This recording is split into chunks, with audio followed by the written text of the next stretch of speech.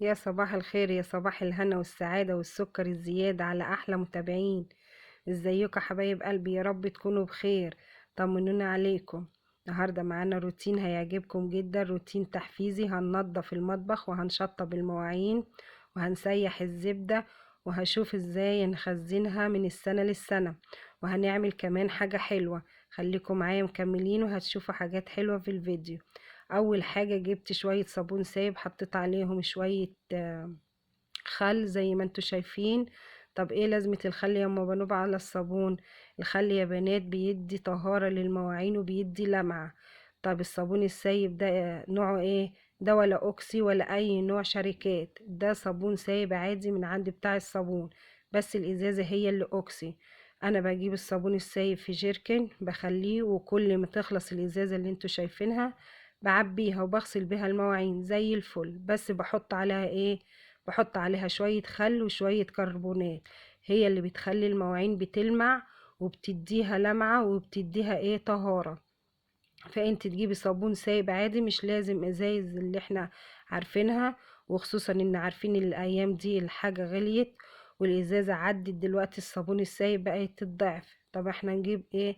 حاجة على قدينا وفي نفس الوقت حلوة مش وحشة. هنجيب الصابون السايب العادي وهنحط عليه حبة خل وحبة كربونات، هينضف لك المواعين ويخليها ليكي بتبرق.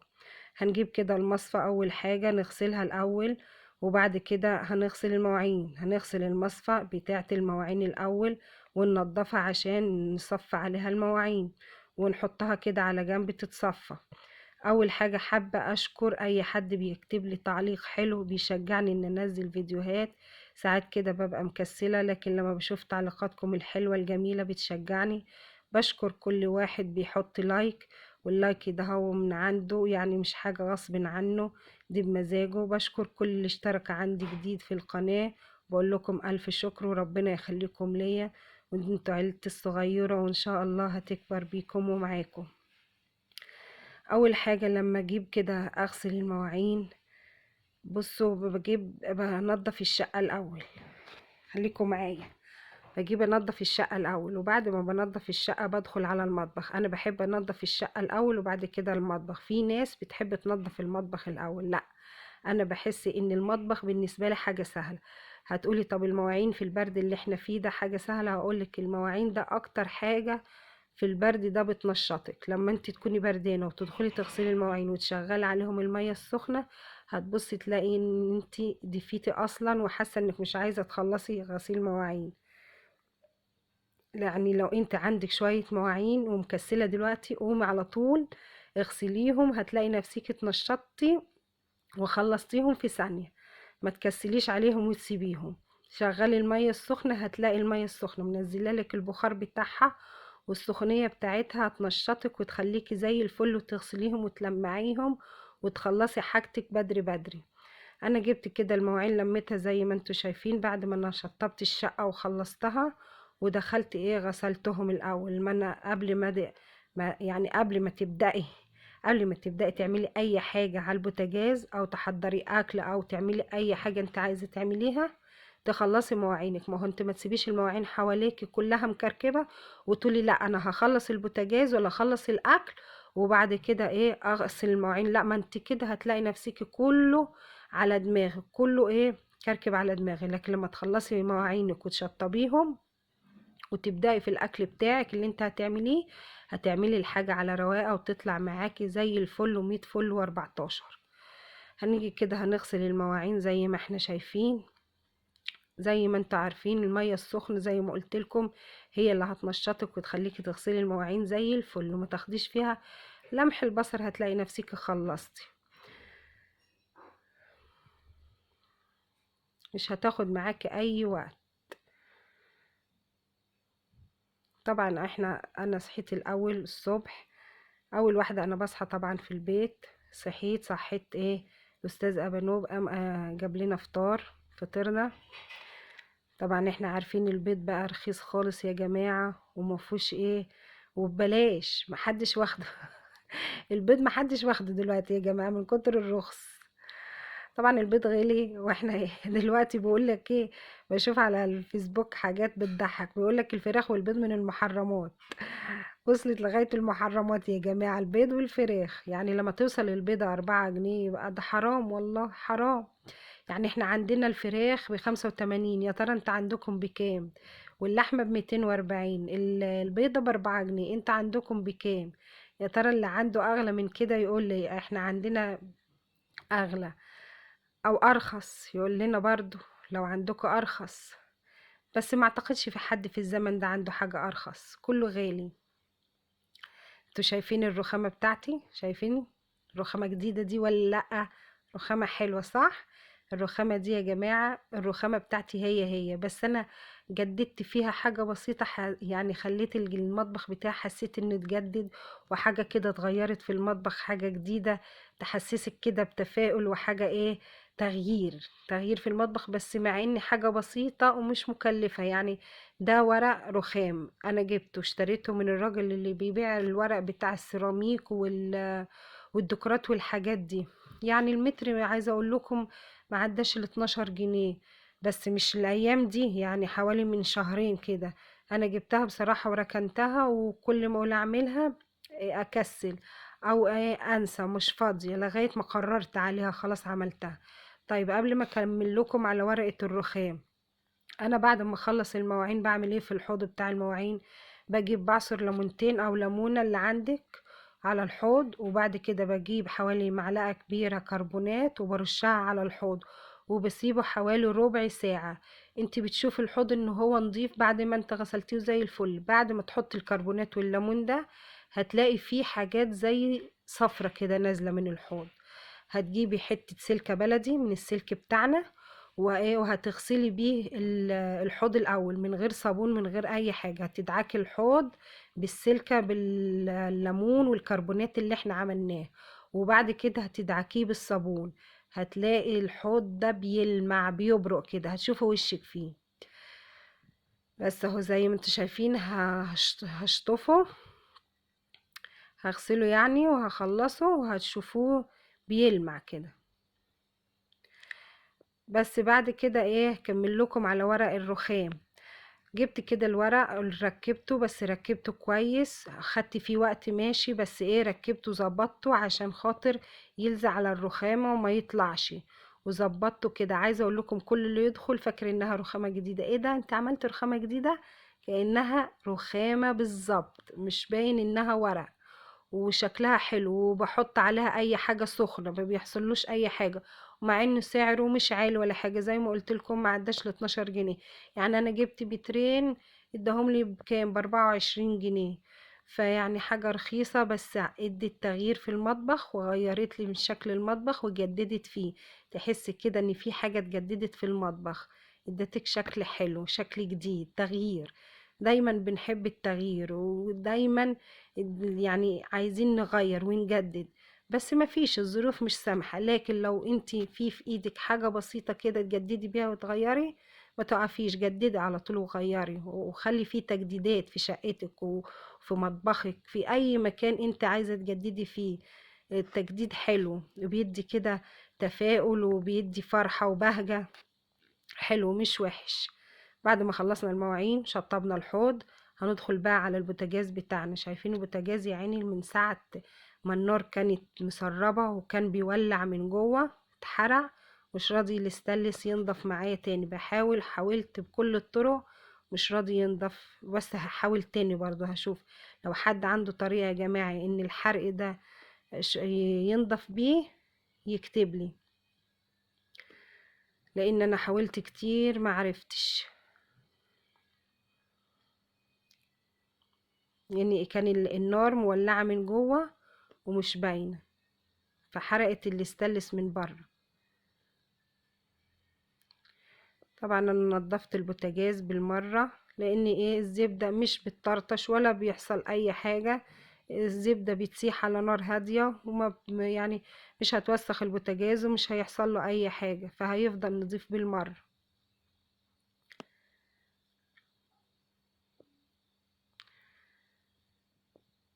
انت يعني اي حاجة قدامك اشتغلي فيها، اعمليها. شايفة مثلا شوية المواعين، ما تكسليش، من ما تكسلي تكوني خلصتيهم وشطبتيهم قومي اغسليهم.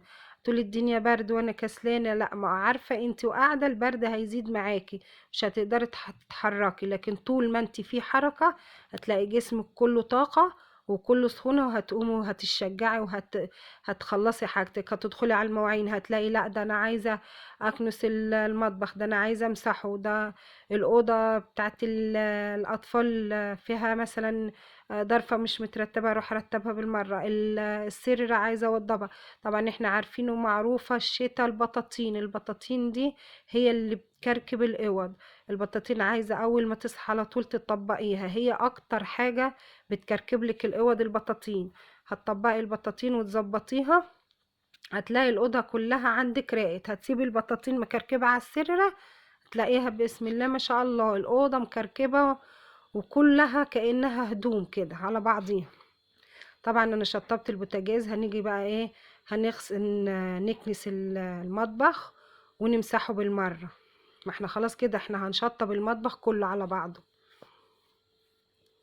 بعد ما تشطبي المطبخ بتاعك هتحسي انك رايقة كده ونفسيتك مستريحة، المطبخ رايق وممسوح وريحته حلوة، البيت كله هيبقى حلو وريحته حلوة. الحمام بتاعك تروقيه وتنضفيه تمسحيه وتحطي فيه مثلا ديتول، تحطي فيه جنرال، حاجات كده لها ريحة تبقى ريحته حلوة. كل اللي يدخل كده يشم الريحة حلوة في الحمام في المطبخ في الشقة. ما تسيبيش مكانك مكركب. طبعا احنا دلوقتي اي حاجة عايزين نوفر فيها، اي حاجة اقتصادية نعرفها، كل حاجة في الزمن اللي احنا فيه ده عايزين نوفر فيه. يعني تجيبي الحاجة تشتغلي فيها بتأني ما تخلصهاش مرة واحدة. مثلا جبتي مثلا الديتول الصابون، انت زي ما انتوا شفتوا كده انا بستعمل جنرال بريحة الفواكه، بيخلي لك الشقة ليها ريحة تانية خالص كأنها فواكه كده وانت داخلة. احلى ريحة في الجنرال ريحة الياسمين والحاجات التانية ريحتها مش حلوة مش زي الفواكه، جربته كله احلى ريحة كانت ريحة الفواكه. في في برضو لو انت مش عايزة تجيبي جنرال، في معطرات عند بتاع الصابون برضو للأرضيات، برضو ريحتها مش وحشة حلوة وبالسعر اللي انت عايزاه ان شاء الله يا رب ب5 جنيه هيديكي. يعني كله ماشي، ما تقوليش يعني مش معايا ما اقدرش لا، النظافة مش بالفلوس مش بالغلا، ممكن بحاجة بسيطة تنضفي والريحة تبقى عندك زي الفل وشقتك بتلمع وزي الفل. مش بالايه مش بالغلا مش بالفلوس. هنجيب بقى دي الزبدة اللي احنا هنسيحها زي ما انتوا شفتوا الكيس اللي انا شلته ده الكيس اللي كان فيه الزبدة، انا طلعته من الفريزر بالليل وسبتها تسيح على الرخامة تفك شوية يعني عشان خاطر اسيحها يعني ما تبقاش جامدة. طلعتها من الكيس بتاعها، دول قد ايه، دول 15 كيلو زبدة، دي 5 ودي 5 وفي 5 تاني هجيبهم دلوقتي هنحطهم برضو على الحلتين بالمرة. زي ما انتوا شايفين دي هقسمها واحط نصها هنا ونصها هنا. وكمان دول مش 5 مظبوطين، انا كمان خدت حتة قد اللي طلعتها دي في الحلة مسيحاها لما جابها ليا على طول، كنت عاملة بها العزومة لو انتوا فاكرين اللي انا كنت عاملاها اخر مرة. بس انا قسمت كده الحتة اللي موجودة نصين وحطيتها على الحلل عشان كله يسيح مع بعض. طيب انا بحط ايه مع الزبدة، بحط يعني حطيت حوالي معلقتين ملح في كل حلة، يعني حوالي دول قد ايه، 7 كيلو، 7 كيلو زبدة، كل حلة فيها 7 كيلو. فانا حطيت ايه حوالي معلقتين ملح، مش مليانين للاخر يعني، ونص معلقة كركم. طب ايه لازمة الكركم؟ الكركم ده والله يا بنات اختي اللي قايله لي عليه، هي اختي الكبيرة يعني شاطرة في الحاجات دي وعارفة، فهي اللي قالت لي ان الكركم بيدي لون وبيدي شكل حلو وفي نفس الوقت هو مش مضر.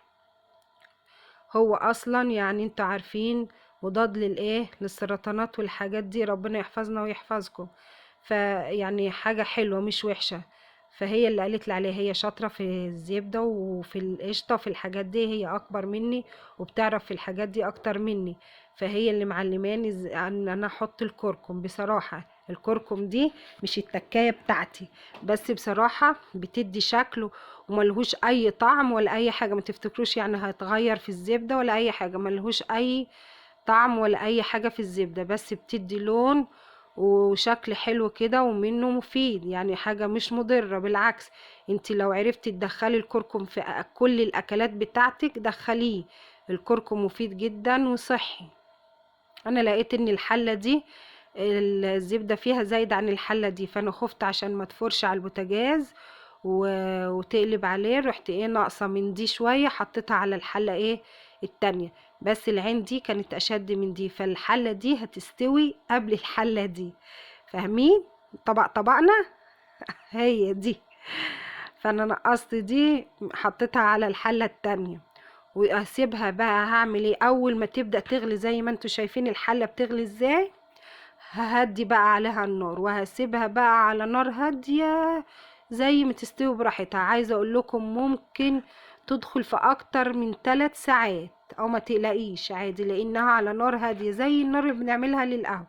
وهنسيبها بقى على نار هادية خالص مع نفسيها، بس ما تغطيهاش. بعد كده هنجيب طبعا الولاد عملوا لنا حاجه حلوه، يا ماما اعملي لنا حاجه حلوه. طبعا كان عندي اكل وشطبنا الشقه زي ما احنا شفنا والمطبخ والدنيا، مفيش حاجه معانا غير ايه نخلي بالنا من الزبده. فانا واقفه قلت اعمل لهم حاجه حلوه وخلاص. قلنا نعمل لهم ايه؟ اسهل حاجه صينيه بسبوسه وبسرعه. جبنا كوبايه الا ربع لبن، حطينا عليها نص كوبايه سكر، حطينا عليها كوبايه الا ربع سمنه، وقلبنا قلبنا كويس لغايه كله مدخل مع بعض، وحطيناها تدفى على النار، تدفى مش تغلى، يعني يا دوبك تحط صبعك تلاقيها ايه دافيه. نقلب كده لغايه السمنه مع الزبده مع اللبن كله يسيح مع بعضه، يدخل في بعض اهو زي ما انتوا شايفين. قلبناها اهو ودفيناها على النار، والسكر ساح مع الزبدة مع السمنة مع اللبن. هننزل بقى بايه؟ بنص كيلو دقيق سميد او دقيق بسبوسة، معاهم نص معلقة صغيرة شاي بيكنج باودر، ومعاهم رشة ملح. مفيش اسهل منها بسبوسة، رشة ملح. وهنحطهم كده على بعضيهم.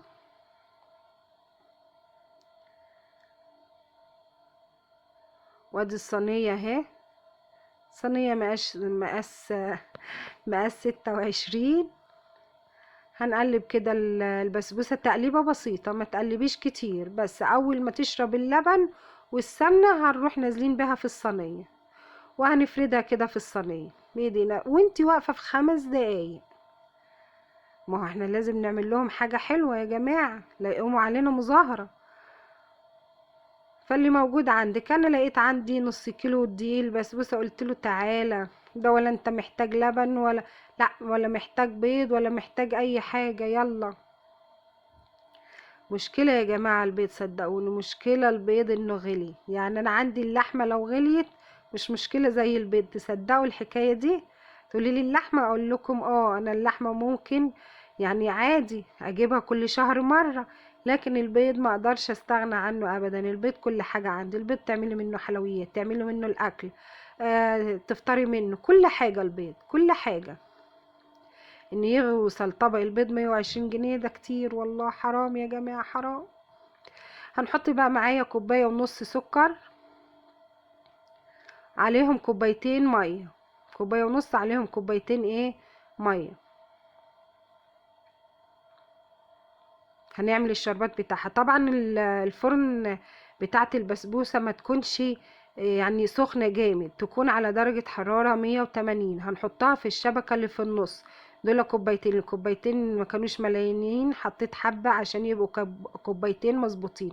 عليهم نص ليمون، وهنسيبهم يغلوا لمدة 5 دقايق بس، وهتطفي عليهم. زي ما قلت لكم الاول، الفرن ما تكونش حاميه جامد، تكون على 180 بس، تكوني مسخناها اول ما تيجي تبداي البسبوسه، ما تحطيهاش على نار ايه، على فرن بارد. وهتسيبيها على الشبكه لغايه ما تلاقي الصينيه يعني ايه الاطراف بتاعتها خدت لون.